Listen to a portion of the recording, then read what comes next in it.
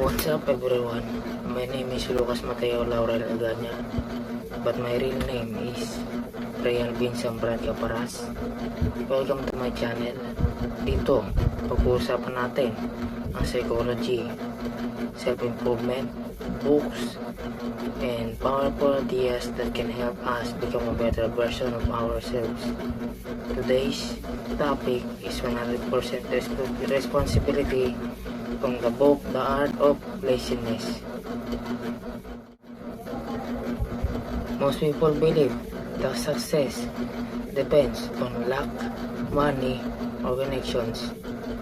Pero sa totoo lang, the biggest factor is responsibility. Responsibility means accepting that your current situation is largely influenced by your own choices, habits, and actions.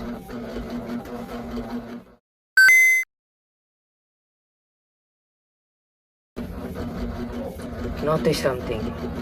Kapag bumagsak tayo sa exam, madalas ang unang reaksyon natin is umanap na sisisihin, di ba?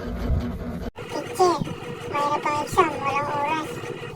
Pero habang busy tayong nagsisisi sa ibang tao, wala naman din nagbabago, di ba? The author explains a simple truth. Blaming other people may protect your ego, but it never solves your problem.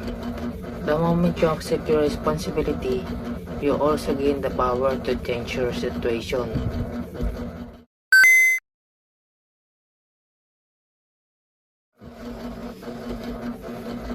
This doesn't mean blaming yourself for everything. It means asking a better question. Instead of saying, "Whose fault is this?"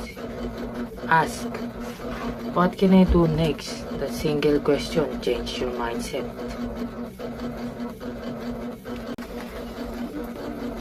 As an incoming second year BA psychology student, one thing I've realized is that our mind always looks for comfort.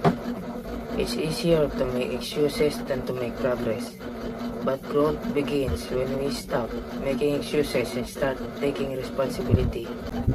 Remember, you can control everything that happens to you, but you can always control how you respond, and sometimes taking 100% responsibility is the first step toward changing your life.